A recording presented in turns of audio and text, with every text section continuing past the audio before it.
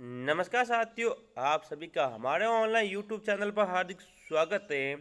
प्रिय विद्यार्थियों, आज हम बात करेंगे पशु परिसर भर्ती के अंतर्गत दैनिक विज्ञान की, जिसके अंतर्गत आज हमारा टॉपिक है रासायनिक अभिक्रिया एवं प्रकार। रासायनिक अभिक्रिया कौन कौन सी हैं और कितने प्रकार की हैं, सभी पर हम बात करने वाले हैं। तो इस वीडियो को शुरू से लगाकर अंत तक आप पूरा देखें, ताकि आपको पूरी की पूरा जो अपनी रासायनिक अभिक्रिया है उसके प्रकार का जो भी टॉपिक है वो आपको अच्छी तरह से समझ में आ जाए। यदि आप हमारे चैनल पर नए हैं तो सबसे पहले हमारे चैनल को सब्सक्राइब करें, ताकि आपको पशु परिसर भर्ती के अंतर्गत दैनिक विज्ञान की डेली क्लास रोजाना मिलती रहे। अभी तक हमने 5 से 6 क्लास दैनिक विज्ञान की अपलोड कर दी हैं, ठीक है। यदि आपने अभी तक वो नहीं देखी तो अभी हमारे यूट्यूब चैनल पर जाकर वो जरूर देखिए। बिल्कुल निःशुल्क यानी बिल्कुल फ्री बैच आपको उपलब्ध करवाया जा रहा है, जिसके अंतर्गत हम भाग अ और भाग ब दोनों की क्लास साथ में लेकर चल रहे हैं। एक दिन भाग अ और ब दोनों की क्लास आपको कंटिन्यू मिलती रही है। तो देखिए, दैनिक विज्ञान रासायनिक अभिक्रिया एवं प्रकार। देखिए, बिल्कुल नोट्स पैटर्न पर हम बात करने वाले हैं। बिल्कुल नोट्स पैटर्न पर आपको ये पीडीएफ हमारे Telegram channel NCERT GK with IK, ठीक है ना, विथ IK पर मिल जाएगी, ठीक है ना, जिसका लिंक नीचे दिया गया है, ठीक है ना। तो अभी हमारे यूट्यूब चैनल के साथ टेलीग्राम चैनल को ज्वाइन करें, ताकि आपको क्लास होने के बाद ये जो PDF है वहाँ पर मिल जाए और बार बार आपको वीडियो देखने की आवश्यकता नहीं पड़े। तो शुरू करते हैं रासायनिक अभिक्रिया। देखिए, परमाणुओं के आपसी आबंध टूटने एवं जुड़ने से नए पदार्थों का निर्माण होता है, इसे रासायनिक अभिक्रिया होती है। यानी किसी भी रासायनिक अभिक्रिया के अंतर्गत हमेशा पुराने जो बंध होंगे वो टूटेंगे और नए बंध वह बनेंगे, इसे ही रासायनिक अभिक्रिया कहते हैं। साथियों, इस क्लास से रासायनिक अभिक्रिया वाला टॉपिक से आपको एक सवाल पक्का देखने को मिलेगा ही मिलेगा, इसलिए ये क्लास अति महत्वपूर्ण है। यदि साथियों आपको हमारी क्लास अच्छी लगे तो इस वीडियो को लाइक करें और अपने मित्रों के साथ जरूर से जरूर ज़्यादा से ज़्यादा शेयर करें। अब पहला प्रकार है संयोजन या भी योगात्मक अभिक्रिया, ठीक है। रासायनिक अभिक्रिया का प्रथम प्रकार है संयोजन अभिक्रिया या फिर इसके नाम है योगात्मक अभिक्रिया। देखो, योगात्मक मतलब होता है योग करना। क्या करना? योग मतलब प्लस। क्या होगा? प्लस होगा, ठीक है ना। तो देखिए, ऐसी अभिक्रिया जिसमें दो या दो से अधिक अभिकारक मिलकर एक क्रियाफल या उत्पाद का निर्माण करते हैं उसे संयोजन अभिक्रिया कहते हैं। यानी संयोजन अभिक्रिया में दो या दो से अधिक पदार्थ होंगे, वो आपस में जुड़कर एक अभिकारक बनाएंगे, ठीक है ना। एग्जाम्पल देख सकते हैं यहाँ पर। देखो, CaO जिसे बुझा हुआ चूना कहा जाए, इसको क्या कहता है? बुझा हुआ चूना। जब इसकी क्रिया H2O यानी जल से करेगी, किससे कराते हैं पर? जल से करवाते हैं, तो बनता क्या? ये रहा Ca कोष्टक OH2, ठीक है ना, ये बनता है। यानी देखो यहाँ पे अभिकार, इसको बोलते अभिकार। ये क्या है? अभिकारक। अभिकारक, ये अभिकारक। अभिकारक अभी क्या बना? ये उत्पाद। ये क्या बना है? उत्पाद। उत्पाद क्या बनेगा? एक, ठीक है ना। अभिकारक दो या दो से अधिक होगा, उत्पाद बनेगा एक, उसे कहेंगे हम संयोजन या भी योगात्मक अभिक्रिया, ठीक है ना। Ca होल OH2, ठीक है ना, एक कैल्शियम हाइड्रोक्साइड वायु में उपस्थित कार्बन डाइऑक्साइड के साथ धीमी गति से अभिक्रिया कर कैल्शियम कार्बोनेट की एक पतली परत बना लेता है। भवनों की चमक दीवारों पर चमक आ जाती है। यानी हम जो भवन होते हैं, जो घरों की दीवार होते हैं, उस पर छूने से जो लेप करते हैं, जिसे अपन स्थानीय भाषा में अलग अलग नामों से पुकारा जाता है, जो लेप करते हैं छूने के भिगो कर पानी के साथ, ठीक है ना, तो वही यहाँ पर वही अभिक्रिया यहाँ पर हो रही है। आगे चलते हैं। देखो, बहुत सारे एग्जाम्पल दिए गए हैं, ठीक है ना। जैसे कोयले का दहन, ये भी कौन सी अभिक्रिया है? संयोजन अभिक्रिया। कौन सी अभिक्रिया है? संयोजन अभिक्रिया। देखो, H यानी कार्बन प्लस O2 क्या बना? CO2, ठीक है ना। और जल का निर्माण, ये भी देखो, जल का निर्माण हाइड्रोजन और ऑक्सीजन क्या बना? 2H2O। अभिकारक दो या दो से अधिक है, लेकिन उत्पाद क्या बन रहा है? एक। क्या बन रहा है? एक। इसे बोलेंगे अपन हम संयोजन या भी योगात्मक अभिक्रिया। आगे चलते हैं। देखिए, नोट देखिए, जिन किसी रासायनिक अभिक्रिया में ऊष्मा या ऊर्जा या ऊष्मा मुक्त होती है वह ऊष्मा से भी अभिक्रिया कहलाती है। साथ ही वेरी वेरी इंपॉर्टेंट है, ऊष्माक्षेपी अभिक्रिया। ऊष्माक्षेपी में जिसमें ऊष्मा क्या निकले, बाहर, मुक्त होते ऊष्मा क्या निकलेगी, बाहर निकले, ऊष्मा क्या निकले, बाहर, उसे तो बोलते हैं ऊष्माक्षेपी। एक होती है इसकी उल्टी ऊष्माशोषी। क्या होती है, ऊष्माशोषी, जिसके अंतर्गत ऊष्मा बाहर से दी जाएगी। ठीक है ना। तो ऊष्माक्षेपी और ऊष्माशोषी अभिक्रिया अवश्य ध्यान रखें, इंपॉर्टेंट। देखिए ऊष्माक्षेपी अभिक्रिया के एग्जाम्पल हैं प्राकृतिक गैस का दहन, श्वसन भी एक ऊष्माक्षेपी अभिक्रिया। वेरी वेरी इंपॉर्टेंट साथियों, वेरी वेरी इंपॉर्टेंट है ये, ठीक है ना। याद रखिएगा अच्छी तरह से इसको, ठीक है ना। जो हम श्वसन क्रिया करते हैं ये भी किस प्रकार की है, ऊष्माक्षेपी। आगे देखिए अमोनिया का निर्माण, ये भी ऊष्माक्षेपी है। वनस्पति पदार्थों का विघटीकरण होकर कंपोस्ट में बदलना भी ऊष्माक्षेपी अभिक्रिया के प्रकार हैं। ठीक है। अब बात करते हैं ऊष्माशोषी की। देखो दो प्रकार की होती है, ऊष्माक्षेपी और ऊष्माशोषी। ऊष्माक्षेपी की बात की जिसमें ऊष्मा क्या निकलेगी, बाहर, तो देखिए ऊष्माशोषी ऐसी अभिक्रिया जिसमें ऊष्मा का अवशोषण होता है, ऊष्माशोषी कहलाती है। ऊष्मा को अंदर लिया जाएगा, ग्रहण किया जाएगा, उसे बोलेंगे ऊष्माशोषी। ठीक है। अब एग्जाम्पल देखें तो यूरिया का जल में घुलना ऊष्माशोषी अभिक्रिया है। यूरिया जल में घुलेगा, क्या हो गया, ऊष्माशोषी। ठीक है ना। आगे असंतुलित रासायनिक समीकरण कंकाली समीकरण कहलाता है। तो ये सभी हमने अभिक्रिया के प्रकार पढ़ रहे हैं, जिसके अंतर्गत पहले हमने संयोजन या भी योगात्मक अभिक्रिया की बात की, उसके अंतर्गत ही हमने ऊष्माक्षेपी और ऊष्माशोषी अभिक्रिया की बात भी की, उसके एग्जाम्पल भी देखे। अब हम बात करेंगे वियोजन अभिक्रिया। क्या करेंगे, वियोजन अभिक्रिया, इसका ही नाम है अपघटन अभिक्रिया। ठीक है। यह वियोजन क्या, संयोजन अभिक्रिया का उल्टा। ठीक है। देखिए यहाँ संयोजन अभिक्रिया क्या है, उल्टा प्रक्रम है। इसमें अभिकारक, जो अभिकारक होगा वह क्या होगा, एक। अभिक्रिया क्या होगा, एक। अभिक्रिया के उत्पाद बनाए, क्या बनाएगा, उत्पाद बनाता है। लेकिन इसमें अभिकारक एक होगा, लेकिन उत्पाद होंगे वो दो या दो से क्या होंगे, अधिक होंगे। ठीक है ना। देखिए जब एकल अभिक्रमक क्रियाकलाप टूटकर छोटे छोटे उत्पाद प्रदान करता है, यह वियोजन कहलाता है। देखो यहाँ पे अभिकारक है फेरस सल्फेट, लेकिन जब ये टूट के देखो तीन अलग अलग पदार्थ बन गया, दो या दो से अधिक, तो वियोजन अभिक्रिया होगी। समझ में आ गया होगा आपको। संयोजन अभिक्रिया का उल्टा क्या होता है, वियोजन अभिक्रिया। आगे चलते, इसके एग्जाम्पल दिए हुए हैं सारे अलग अलग कि वियोजन अभिक्रिया तीन प्रकार की होती है। एक होती है ताप अपघटन। पहली अभिक्रिया कौन सी है, ताप अपघटन अभिक्रिया। ठीक है ना। जो तापमान पर होती, किस पर निर्भर करेगी, तापमान के द्वारा होगी, कि जो कि क्रियाकलाप यानी क्रिया फल है, या फिर इसको बोलते हैं अभिकारक, ये एक होगा और उत्पाद क्या होगा, दो से अधिक, और ताप के द्वारा ये अभिक्रिया हो रही है, इसलिए इसको बोलेंगे ताप अपघटन। नेक्स्ट चलते हैं, क्रिस्टलीय जल Fe(SO4.7H2) फेरस सल्फेट को गर्म करने पर निम्न अभिक्रिया होगी। ये पूरी अभिक्रिया यहाँ पर बताई हुई है। फिर है लेड नाइट्रेट का तापीय अपघटन। साथ ही इंपॉर्टेंट करो, वेरी वेरी इंपॉर्टेंट। ठीक है, इंपॉर्टेंट यहाँ पर भी दिया हुआ है कि लेड नाइट्रेट का तापीय अपघटन। ठीक, किस अभिक्रिया का एग्जाम्पल है, तो वियोजन अभिक्रिया। साथियों इस वीडियो की पीडीएफ आपको हमारे टेलीग्राम चैनल NCERT GK विद आइकर मिल जाएगी, जिसका लिंक नीचे दिया गया है। साथ ही साथ हमने और भी टेस्ट सीरीज शुरू की है। यदि आपने अभी तक हमारे टेस्ट सीरीज का यानी MCQ टेस्ट सीरीज का वीडियो नहीं देखा, तो अभी हमारे YouTube चैनल पर जाकर आप MCQ टेस्ट सीरीज का वीडियो अवश्य देखें। भाग ब और दैनिक विज्ञान की MCQ टेस्ट सीरीज हमने बिल्कुल फ्री शुरू कर दी है, जिसका लिंक नीचे दिया गया है। और प्रत्येक वीडियो आपको MCQ का मिल रहा है। आपको MCQ देखने के बाद ये अंदाजा हो जाएगा किस प्रकार के सवाल एग्जाम में पूछे जाएंगे। अब है विद्युत अपघटन, ये भी वियोजन अभिक्रिया के अंतर्गत आता है। आगे चलते हैं, किस प्रकार की वियोजन अभिक्रिया के अंतर्गत जो रिएक्शन होती है, अभिक्रिया होती है, उसकी बात करते हैं। तो नमक का जलीय विलयन के विद्युत अपघटन से प्राप्त विलयन की प्रकृति कैसी होगी। देखो यहाँ पे अभिकारक एक है, लेकिन उत्पाद क्या, दो या दो से अधिक, इसलिए यह अभिक्रिया क्या होगी, वियोजन अभिक्रिया। क्या होगी, वियोजन अभिक्रिया होती है। ठीक है।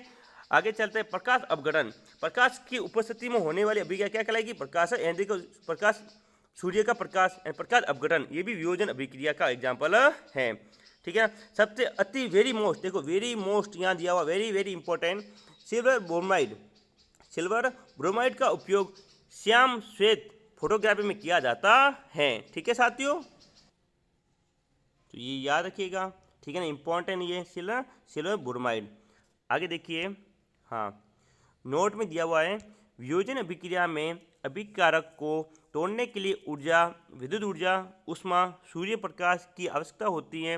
अतः यह ऊष्माशोषी अभिक्रिया प्रकार की क्या अभिक्रिया है। यानी वियोजन जो अभिक्रिया होगी वो क्या होगी, ऊष्माशोषी। क्या होगी, ऊष्माशोषी। याद रखिएगा, वियोजन अभिक्रिया कितनी भी हो, वियोजन अभिक्रिया चाहे कोई भी हो, वो हमेशा क्या होगी, ऊष्माशोषी। क्या होगी, ऊष्माशोषी, क्योंकि इसके अंतर्गत हमेशा ऊर्जा की आवश्यकता होती है। आगे चलते हैं नेक्स्ट, विस्थापन अभिक्रिया। क्या चलते हैं, विस्थापन। जब किसी अधिक क्रियाशील पदार्थ द्वारा कम क्रियाशील पदार्थ को विस्थापित कर दिया जाए तो यह विस्थापन अभिक्रिया होती है। यानी जिसकी क्रियाशीलता अधिक होगी वह कम क्रियाशील तत्वों को अपनी जगह से हटा देगा या भी विस्थापित कर देगा। इसे बोलते हैं विस्थापन अभिक्रिया। यहाँ पर देख सकते हैं CuSO4 and copper sulphate plus Fe यानी आयरन, जब इसकी अभिक्रिया से कराई जाती है तो Fe की क्रियाशीलता Cu से क्या अधिक, इसलिए ये इसको यहाँ से हटा देगा। क्या बनेगा, FeSO4 आयरन सल्फेट और प्लस कॉपर, प्लस क्या बनता है, कॉपर बनता है। अब ये ऐसा क्यों हुआ, क्योंकि Fe की क्रियाशीलता Cu से क्या थी, अधिक। अभी हम सारणी बताएंगे, वो आप देखकर आप अच्छी तरह से इसको समझ जाओगे। देखिए यहाँ पे CuSO4 Zn, अब Zn की क्रियाशीलता भी Cu से अधिक है, इसलिए ये अभिक्रिया यहाँ पर पूर्ण होती है। दिया हुआ देखो यहाँ पर कि इनकी धातु की क्रियाशीलता क्या होगी, अधिक। अब किसकी क्रियाशीलता अधिक होगी, पूरी सारणी यहाँ पर बनी हुई है। देखिए सबसे अधिक क्रियाशील जो तत्व होगा वो होता है पोटेशियम। क्या होता है, पोटेशियम। फिर sodium, calcium, magnesium, zinc, iron, lead, hydrogen. ये क्रियाशीलता का क्या है, क्रम है। क्या है, क्रम। जैसे जैसे नीचे आएंगे क्रियाशीलता क्या हो जाएगी, कम। क्या होती है, कम होती जाती है। ठीक है ना। अब देखो Cu कॉपर यहाँ पर दिया हुआ, कॉपर यहाँ पर दिया हुआ। अब इसके ऊपर क्या क्या दिया हुआ, देखिए हमने अभी बात की Cu यहाँ पर है, ठीक है ना। लेकिन देखो आयरन भी इससे अधिक है और जिंक भी इससे अधिक। इन दोनों क्रियाशीलता Cu से अधिक है, इसलिए ये इसको हटा देता है। आप इस सारणी को देखकर अच्छी तरह से विस्थापन अभिक्रिया को समझ गए होंगे। सबसे कम क्रियाशील तत्व वो होता है गोल्ड। क्या होता है, गोल्ड। ठीक है ना। आगे देखते हैं अपन। तो इस सारणी को देखकर आप समझ गए होंगे कि किस प्रकार से अभिक्रिया हुई है। ठीक है, चलते आगे अपन। अब द्विविस्थापन अभिक्रिया। देखो विस्थापन अभिक्रिया में एक पदार्थ का विस्थापन होगा, लेकिन द्विविस्थापन अभिक्रिया में दो पदार्थ का। वे अभिक्रियाएं जिनमें अभिक्रियाओं के बीच आयनों का आदान प्रदान होता है द्विविस्थापन अभिक्रिया कहलाती है। किसका आदान प्रदान होगा, आयनों का। किसका, आयनों का आदान प्रदान होता है। ठीक है ना। यहाँ पे सोडियम सल्फेट Na2SO4 और BaCl2 बेरियम क्लोराइड पूरी अभिक्रिया यहाँ पर दी हुई है। ठीक है, जिसके अंदर दो आयनों का आदान प्रदान हो रहा है। यानी Na+Cl2 से जुड़ेगा और SO4- Ba से जुड़ेगा, बेरियम से जुड़ता है। ये पूर्ण रूप से यहाँ पर अभिक्रिया दी गई है। ठीक है, और भी ये सारे एग्जाम्पल दिए हुए हैं किसके, द्विविस्थापन अभिक्रिया के। यह एग्जाम्पल आपके कक्षा 8वीं से लगाकर 10वीं तक की जो बुक्स है उसमें से लिए गए हैं साथियों। ठीक है ना। आगे देखिए, अपन देखते आगे। अगली अभिक्रिया है उदासीकरण अभिक्रिया। साथ ही इंपॉर्टेंट है। उदासीन अभिक्रिया अम्ल ए सार अभिक्रिया आपस में अभिक्रिया करके लवण और जल बनाते हैं, यही उदासीकरण अभिक्रिया कहलाती है। यानी अम्ल और सार, अम्ल HCl प्लस सार NaOH, ये दोनों मिलकर क्या बनाते हैं, लवण और जल, यानी NaCl प्लस H2O। ठीक है, तो ये उदासीकरण अभिक्रिया होगी। उदासीकरण अभिक्रिया के अंतर्गत प्रबल अम्ल होगा और प्रबल क्या होगा, सार। ठीक है, और इसकी pH कितनी होती है, 7 होगी। है उदासीन प्रकृति का होगा, इसलिए उदासीकरण अभिक्रिया होती है। NaCl नमक का सूत्र है, याद रखिएगा। आगे हाँ, समान सांद्रता। देखो समान सांद्रता पर प्रबल अम्ल व प्रबल सार अभिक्रिया करते हैं और विलयन की pH 7 होती है। यदि प्रबल अम्ल है और दुर्बल सार है तो विलयन की pH 7 से कम होगी, यानी विलयन क्या होगा, अम्लीय। यानी कि प्रबल अम्ल है तो विलयन अम्लीय होगा और प्रबल सार है तो विलयन क्या होगा, सारीय। और आपको पता है pH की बात करें, ठीक है, pH एक स्केल है जो 0 से कहाँ तक होती है, 14 तक। कहाँ तक, 14 तक। 20 में होता है 7। यदि 7 से कम pH है वो तो होता है अम्लीय। क्या होता है, अम्लीय। और 7 वाला क्या था, उदासीन। 7 वाला क्या होता है, उदासीन। ठीक है ना। और जिसकी pH 7 से 14 तक है, यानी 7 से अधिक है, वह होता है सारीय। क्या होगा, सारीय पदार्थ होता है। ठीक है, तो अम्लीय, सारीय और उदासीन। ठीक है ना। इसके अधिक बारे में हम अम्ल सार के टॉपिक में पढ़ेंगे। आगे चलते हैं। देखिए प्रबल अम्ल और प्रबल क्षार पूर्णतः आयनित होकर उदासीन विलयन बनाते हैं। इसकी बात हमने कर ली। जबकि दुर्बल क्षार व दुर्बल अम्ल पूर्णतः आयनित नहीं होते हैं। और इसके एग्जाम्पल यहाँ पर दिए गए हैं। आपको इस वीडियो की पीडीएफ हमारे Telegram channel NCERT GK with IK पर मिल जाएगी, जिसका लिंक नीचे दिया गया है। ठीक है ना, ये सारी अभिक्रिया इसमें दी गई है। आगे चलते हैं। तीव्र और मंद अभिक्रिया। तीव्र यानी तेज गति से होने वाली अभिक्रिया और मंद यानी धीमे गति से। तीव्र देखो कम समय में संपन्न यानी कुछ सेकंड के अंतर्गत ये संपन्न हो जाएगी, वो होगी तीव्र अभिक्रिया। और मंद अभिक्रिया होती है अधिक समय में संपन्न, जैसे ठीक है, जैसे लोहे पे जंग लगना एक मंद अभिक्रिया का एग्जाम्पल है, याद रखिएगा। ठीक है ना। आगे उत्क्रमणीय और अनुत्क्रमणीय अभिक्रिया। उत्क्रमणीय और अनुत्क्रमणीय। उत्क्रमणीय अभिक्रिया क्या होगी, क्रियाकाल से क्या बनता है, उत्पाद। ये दोनों दिशाओं में चलती हैं, लेकिन उत्क्रमणीय दोनों दिशाओं में चलती है, लेकिन अनुत्क्रमणीय केवल एक दिशा में। ठीक है ना। देखो एग्जाम्पल यहाँ पर दिए गए हैं। ठीक है ना, पूर्ण रूप से इसको बताया गया, एकदम अच्छी तरह समझाया गया है। ठीक है ना, यानी अग्र अभिक्रिया एक दिशा में चलेगी, अग्र अभिक्रिया कहते हैं, और दोनों दिशा में चलती है उसे पश्च अभिक्रिया कहते हैं। ठीक है ना। इंपॉर्टेंट कर लो ये वाला टॉपिक कि रक्त में हीमोग्लोबिन द्वारा CO2 व O2 का परिवहन होता है। एंड हीमोग्लोबिन का परिवहन किसके द्वारा होता है, रक्त के द्वारा। इंपॉर्टेंट कर लो। ठीक है साथियों, आगे चलते हैं। अनुत्क्रमणीय अभिक्रिया। ठीक है ना, तो इसमें क्रियाकलाप से क्या बनता है, उत्पाद बनता है, एक दिशा में चलती है, अभिकारक की मात्रा घटने पर शून्य हो जाती है, जैसे मेथेन का दहन या फिर पाचन या शोषण। यह कौन सी अभिक्रिया, अपने अनुत्क्रमणीय अभिक्रिया के एग्जाम्पल हैं। फिर बात करेंगे उत्प्रेरक की। किसकी, उत्प्रेरक। उत्प्रेरक क्या होते हैं, देखिए उत्प्रेरक की उपस्थिति में होने वाली अभिक्रियाएं। पहले ये उत्प्रेरक किसे कहते हैं, वेरी इंपॉर्टेंट ये है, उत्प्रेरक किसे कहते हैं। देखिए वह रासायनिक पदार्थ जो अभिक्रिया के वेग को परिवर्तन कर देता है तथा अभिक्रिया समाप्ति में पूर्ण प्राप्त हो जाता है, उसे उत्प्रेरक कहते हैं। क्या कहते हैं, उत्प्रेरक, जो अभिक्रिया के वेग को परिवर्तन करता है। किसको करेगा, अभिक्रिया के वेग को। अब कौन कौन से उत्प्रेरक होते हैं, तो अलग अलग प्रकार के हैं। तो देख पहला उत्प्रेरक है समांगी उत्प्रेरक। कैसा, समांगी।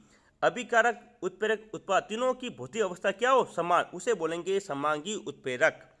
यानी कि किसी भी रासायनिक अभिक्रिया में अभिकारक उत्प्रेरक और उत्पाद तीनों एक अवस्था में होंगे, उसे समांगी उत्प्रेरक बोलेंगे। और विषमांगी, जिसके अंतर्गत अभिकारक उत्प्रेरक उत्पाद तीनों की अवस्था क्या हो, अलग अलग, समान नहीं, अलग अलग हो, उसे बोलेंगे विषमांगी उत्प्रेरक। ठीक है ना। आगे बोलते हैं धनात्मक उत्प्रेरक और ऋणात्मक उत्प्रेरक। धनात्मक उत्प्रेरक की बात करें तो ये अभिकारक वेग को क्या करेंगे, बढ़ाएंगे। धनात्मक मतलब क्या, प्लस, यानी जो अभिक्रिया के वेग को बढ़ाएं वो धनात्मक उत्प्रेरक, और ऋणात्मक जो अभिक्रिया के वेग को घटाते हैं उसे क्या कहेंगे, ऋणात्मक उत्प्रेरक, प्लस और माइनस। ठीक है ना। स्वतः उत्प्रेरक कहते हैं जब अभिक्रिया का उत्पाद प्रेरक का कार्य करें, ये क्या है, स्वतः उत्प्रेरक। ठीक है। हीमोग्लोबिन के लिए CO उत्प्रेरण विष का कार्य करता है। ठीक है।